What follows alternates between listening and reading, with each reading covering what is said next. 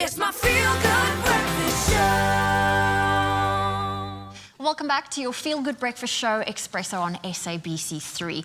It is World AIDS Day today, which was first observed in the year 1988 and has been commemorated on the 1st of December every year since. Now, the theme for this year is Ending the HIV and AIDS Epidemic, Resilience and Impact. And the main focus is to call for an increased response to move forward and bringing an end to the epidemic. And here to tell us more about HIV and AIDS, we welcome Infectious Disease Specialist and HIV clinician, Dr. Emille Reid. Good morning. Good morning, guys. Welcome back. Important topic to discuss. Truly important. Truly important. South Africa is the country with the highest rates of HIV infections in the entire world, Doctor. For people that don't understand how to differentiate between HIV and AIDS, can you please briefly explain to us what the differences are? Yes, I think HIV is the virus that infects people. It stands for the human immunodeficiency virus. So HIV is not a disease, HIV is a virus. And what this virus does, it actually depletes one's immune system over many, many years to the point where you have no immune system, which will then lead to secondary infections, amongst other tuberculosis, skin problems, etc. AIDS, on the other side, is the final stage, or probably the most advanced stage of HIV, when your immune system is so weak and your immune system so compromised that you develop specific illnesses associated with a person with a poor immune system. And those include certain infections that would not infect normal individuals that are HIV negative, and it also includes certain cancers. And AIDS is something that we should not be seeing at all anymore, because HIV is easy to diagnose and also fantastically managed in the modern era. And I mean, Kuhle mentioned, and also earlier in the news, we were talking about South Africa being one of the highest in the world. On a statistical level, what are our numbers at the moment? Well, it's all based on estimates. And currently we're sitting around about 20% of South Africans, therefore 1 in 5 being HIV positive. Sure. And the majority of those are probably between 15 and 49 years of age. But I think it's important to remember that with the evolvement of treatment, we're actually seeing a lot of geriatric HIV patients, meaning that people are living longer. I have hundreds of people over the age of 60 that I take care of myself. And I think our oldest patient is 93 years old. Wow. And only last year, the oldest person living with HIV was 100 years of age. Wow. So HIV is definitely not a death sentence at all. And I think that's one thing that we need to get out there, to push away from the stigma of HIV, and also to understand that it's a low immune system, or you know what I mean, and there are some things that can be done to kind of help sustain you for a longer life. What are some of the early ways or symptoms that people can detect HIV and AIDS?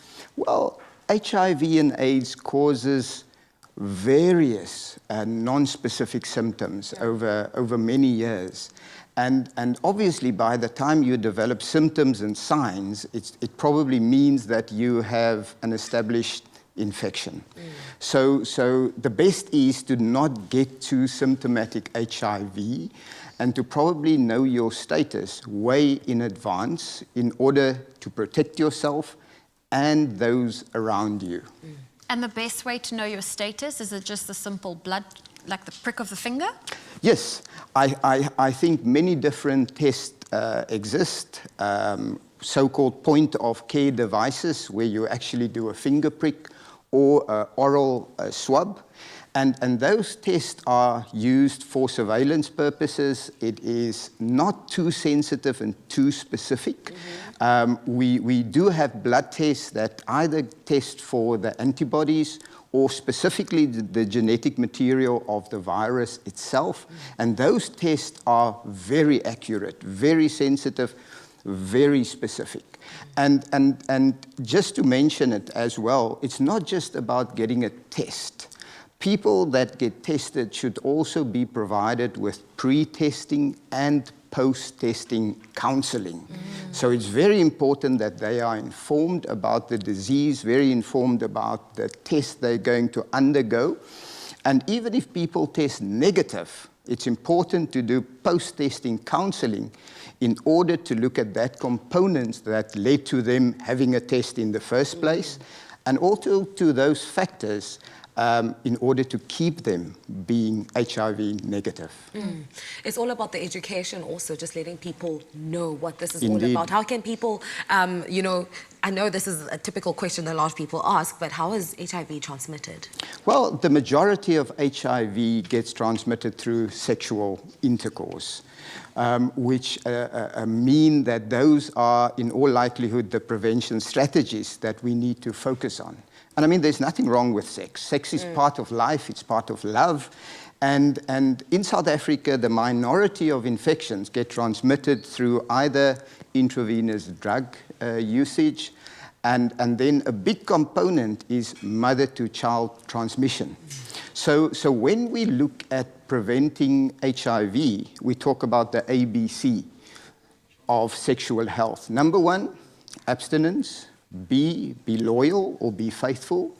C, if you cannot do A or B, use a condom. Otherwise, you're going to end up with a D, being a bad diagnosis. Yeah. So the most highly tested population in South Africa are in all likelihood the pregnant fairies. And in those specific patient population, they get tested early in pregnancy.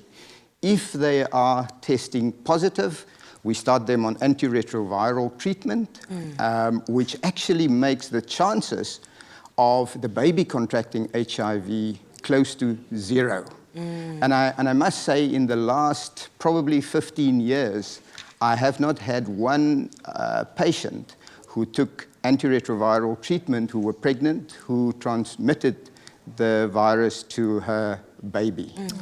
So, I mean, prevention of mother-to-child transmission, very, very important.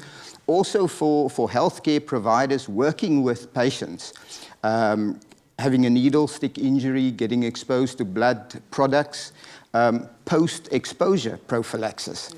And something nowadays which is extremely important in those who are unaffected with HIV, something called pre-exposure prophylaxis.